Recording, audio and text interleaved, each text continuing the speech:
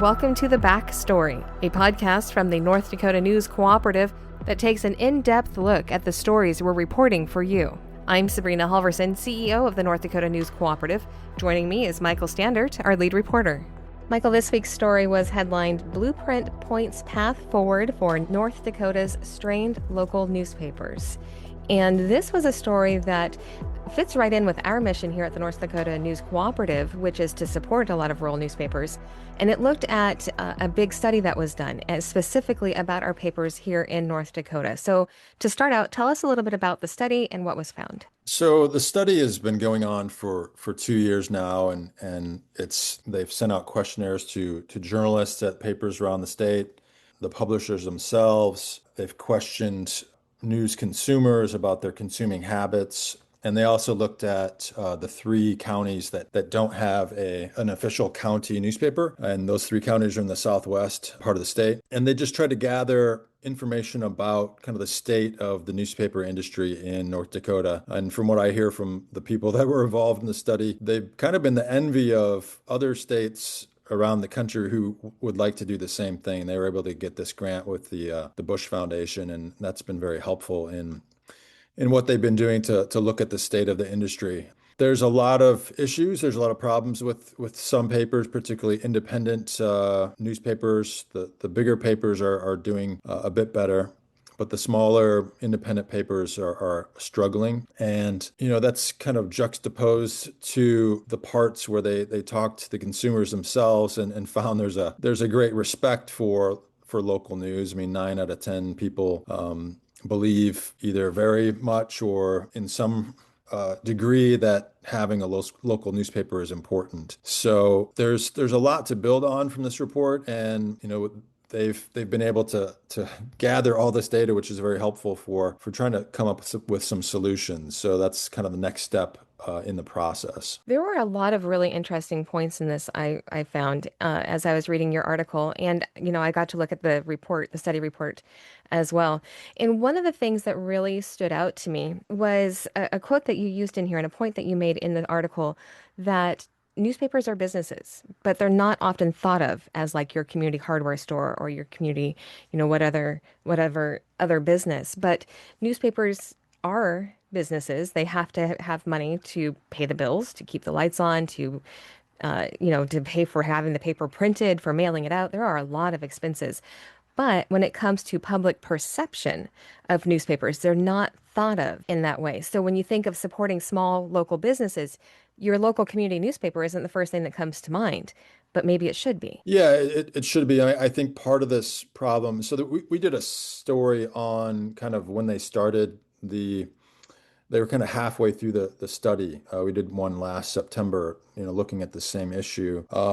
We're able to include a lot more information this time. But, one thing that came up at that time, it's like, the newspaper model has been kind of problematic itself for some time because it's relying, heavily on advertising, and that advertising has kind of gone away. So advertising used to pay for newspapers to be very cheap. And people got used to that product being very cheap because it was supported by all this advertising. When advertising went away, for the most part, because of the internet and the online, space being able to suck that advertising away, that's really led to the collapse of local news. So part of this process for newspapers is to kind of introduce themselves to their local communities and kind of revalue themselves and kind of show that value to their local community and say, hey, you pay what, $2.50 for a Coke and a donut or whatever candy bar.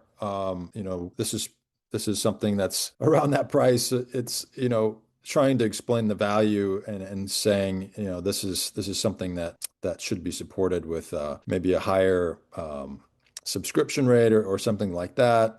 There's other ideas as far as different, revenue sharing, I think, and also kind of community events, activities, and things like that to raise money, have kind of fundraisers, these sort of things. But yeah, I think one of the biggest parts of it is just to kind of recalibrate the value and show people, what the value is. Right. And and you brought up a great point that the internet has changed things. You mentioned advertising. A lot of advertising, especially for local places, has moved online, whether it's through a website or even just through social media. That's really picked up for places that businesses can get word out about their products and their businesses. And that does weaken our community newspapers because they do rely very heavily on that advertising. Another subject that was in the article that I thought was interesting is there was something like, and I don't have the numbers right in front of me, but it was something like the majority of people in the areas that no longer have newspapers here in North Dakota. So in three of our rural counties, I think it was Sioux, Dunn, and Slope, no longer have rural newspapers. Yeah. But in those areas, the vast majority, 96% said that having a newspaper is important. 87% said they would subscribe. But then 21% said they would be willing to donate additionally to help a Yeah. newspaper.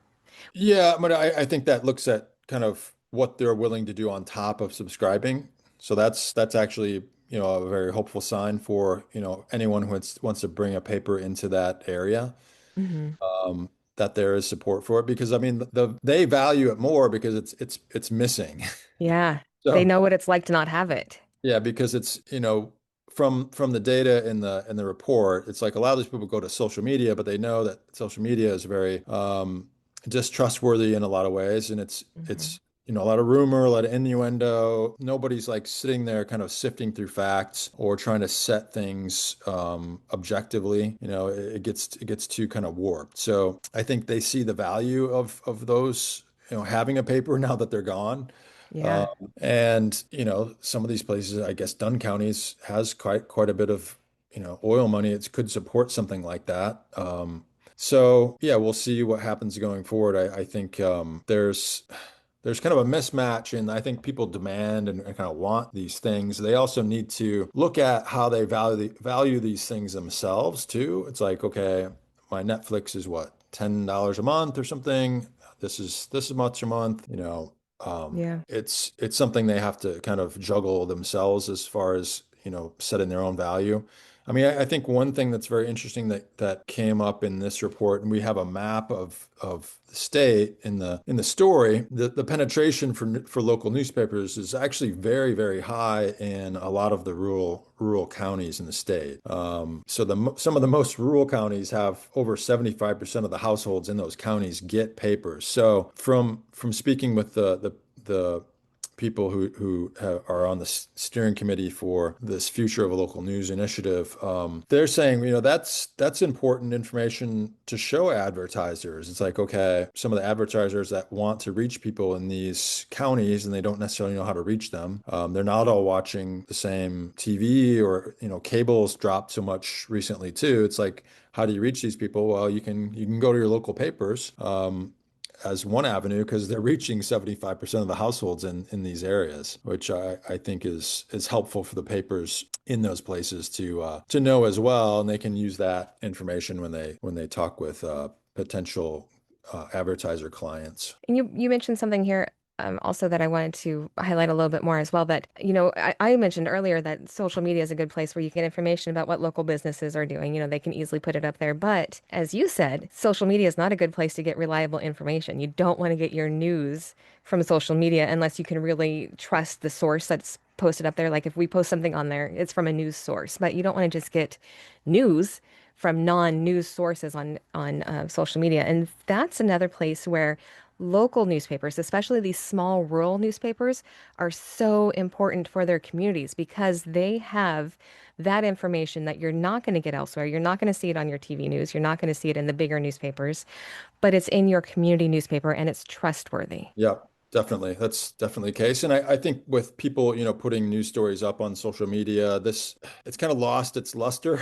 Yeah. I mean, we've been doing it since the early 2000s now, something like that. But it's become like this argument zone and this spin zone, and it's like, okay, it's made kind of consuming news for a lot of people not very pleasant. So they've Yep. kind of shut news out. But if you have a paper and you can kind of absorb it and make up your mind without fighting with Joe Schmo down the street about it Yeah. in a Facebook post, then I don't know, it's just more civilized situation. Yeah, it gives you the news without all of the noise and without Yeah. everybody else's opinion sitting right there in front of just the news that you wanted. So, and you get that from your newspaper, not from your Facebook feed.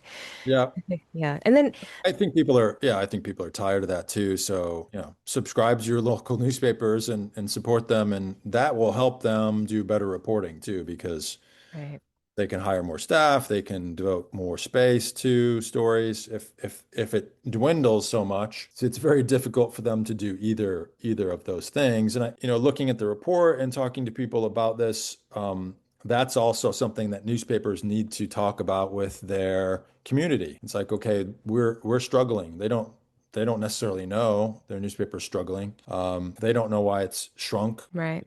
To just think, oh, I'm paying the same price as I was 10 years ago and I'm getting less. But the newspaper hasn't like sat down with the people in the community and said, this is what's happened in the industry. This is what's happened with news consumption. So having data like this can help newspapers do that when they, say have a community event, and then they can kind of give a presentation about the state of their paper and what they would like to do and how they can help the community. Because most of those local newspapers are, helping people connect as far as whether it's advertising, whether it's ads, whether, different job ads, things like this, stories about sports coverage in local communities is very important.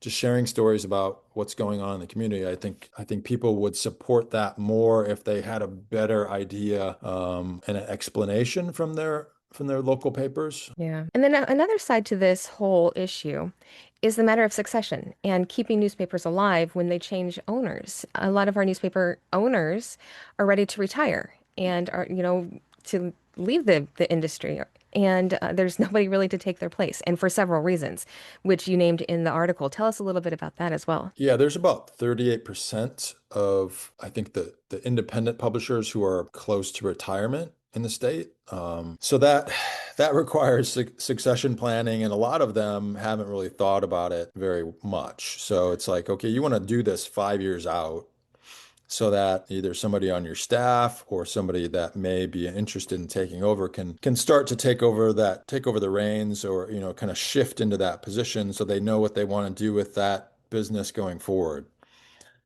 Leaving that for 2 weeks before you close or 2 weeks before you want to get out of there is not a good way to do things, and it devalues the asset when you try to sell it, and it's just a very important piece. And you hear about succession planning with farming, with all these other businesses in all these small communities, and how important it is. But you hadn't really heard too much about how important this is for local newspapers, and it's just as important for them as it is for some of these other businesses. Yeah. And then another issue with when there are people who want to come in and take over the newspaper or start a newspaper, there's financing issues, or they're young and just out of school and don't have all of the skill set that's needed, because it takes a lot of different skills to run a newspaper.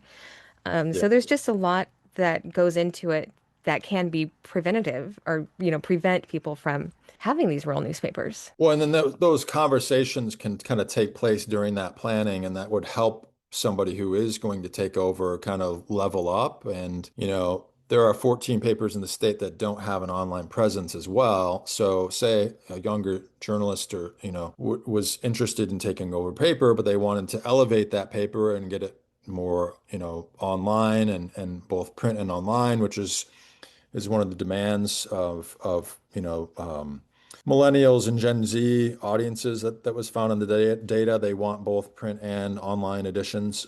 So, going through that process with someone over an extended period is a lot better way to do it than to just all of a sudden I'm going to get rid of this paper. Yeah.